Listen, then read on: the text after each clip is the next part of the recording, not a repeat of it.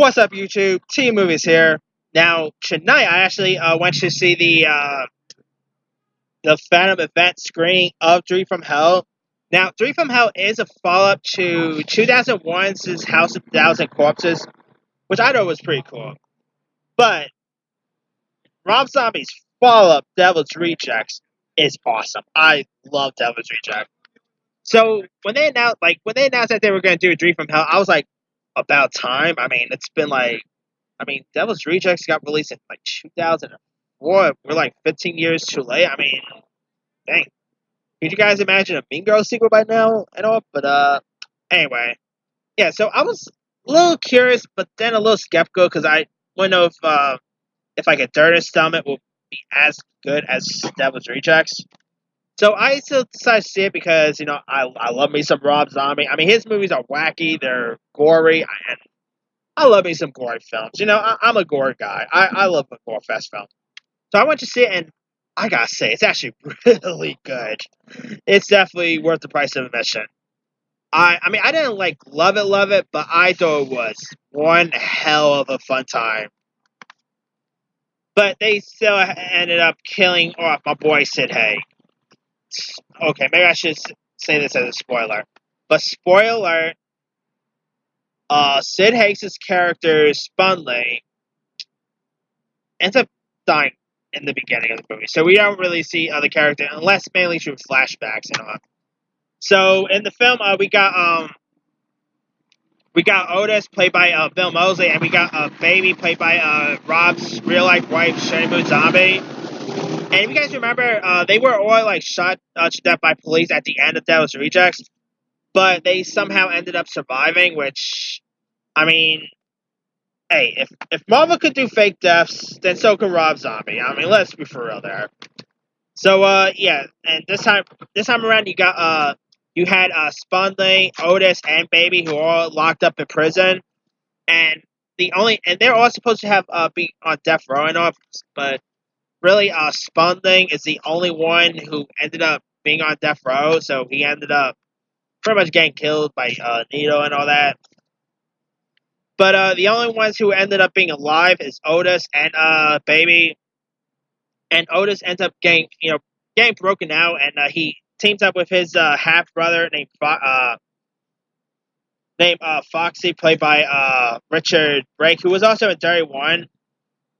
And it's like a weird, messed up version of Three Stooges with, yeah, it's like if Three Stooges was a horror movie, that's what you get with this. And it's kind of funny because throughout one scene, the characters are actually watching the Three Stooges. So I kind of find it funny that they interpreted the Three Stooges in this somehow.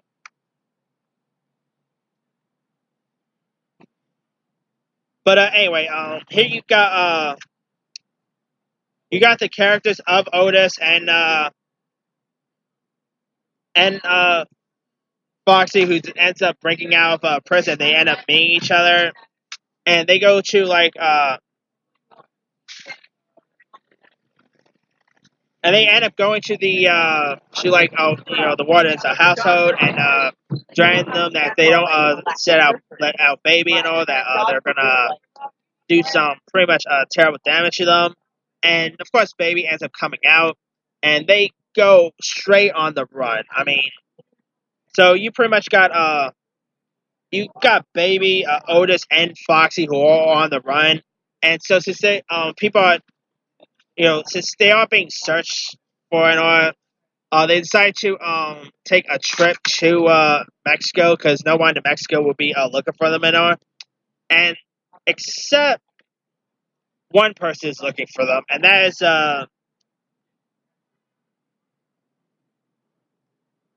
there is actually Emilio Rivera's character Aquarius, whose dad, Brando, played by Danny Trejo, ended up getting killed by Otis.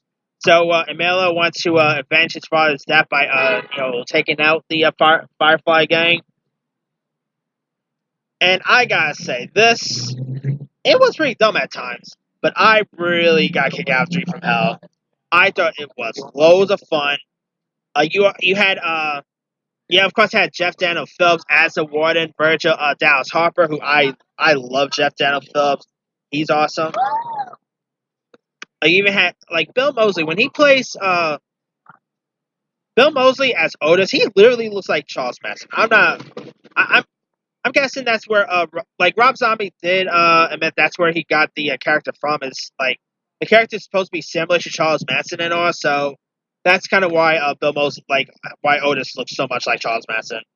Now I admit it did have like a weak first act, but it ended up being really great. Like when it wanted to be bloody and gory, it gets pretty bloody. I mean, it has loads of cool kills in this, and the cast in this is outstanding. Like besides the three leads, you also had the always great Danny Trejo. I mean, I love Danny Trejo. Whether you talk about Machete, of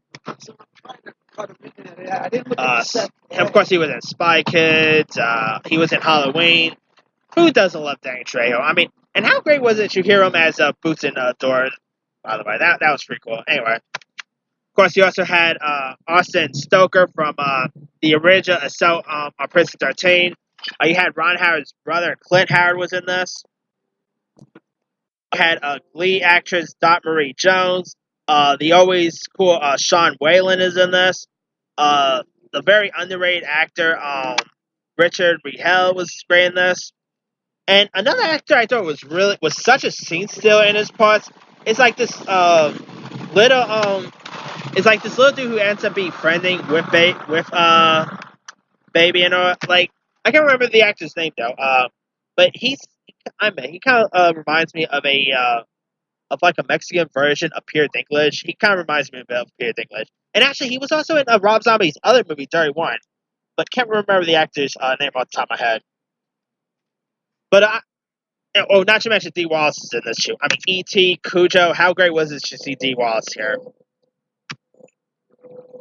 And yeah, this was loads of fun to watch. I mean, I just love the gore fest of this. It was pretty funny when it wanted to be funny. It got violent when it wanted to be violent. I mean, I admit the script was a little weak. Like there are some lines of dialogue that was very cringeworthy. But that aside, I really found myself really enjoying this. And I know the reviews for the film isn't that great, but it's a Rob Zombie movie. I mean, Rob Zombie films. I mean, Devil's Rejects and House of Thousand Corpses did do great with critics, but audience, including myself, enjoy them. So there's that. And I gotta say, Sheri Moon Zombie, that Rob Zombie is one lucky dude. I mean, Sheri Moon Zombie is literally reaching. I believe Sheri Moon Zombie is like 48 or. I know Sheri Moon Zombie is in her late 40s. I think she's like reaching 50 now. That woman still looks great. I'm sorry, that woman's still a fox. And yeah, I mean, if you guys ever seen her in the Halloween remake, I mean, and I thought Sheri Moon Zombie as Baby, I love her as that character. I mean, her acting's not really top notch. It's no Oscar level acting or anything, but I think Sheri Moon Zombie as Baby is great. And Bill Moseley, I love Bill Moseley. He's one of my favorite horror actors. I thought he was great here. Richard Brake, I mean, he so loads of scenes as Winslow Foxworthy, Foxy Coltrane. I love Richard Brake here.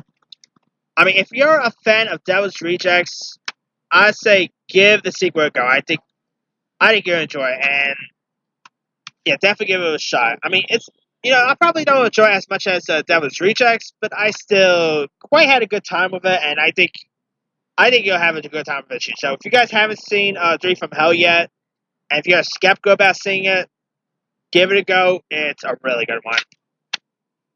But let me leave it to you guys. Did you have a chance to check out Three from Hell? If so, what you thought of it? Did you like it? Did you not like it? And are you also a fan of Rob Zombie's other works as well? Drop a comment below. Don't forget to like, subscribe, hit that bell for more notifications. This here, C Movie signing off.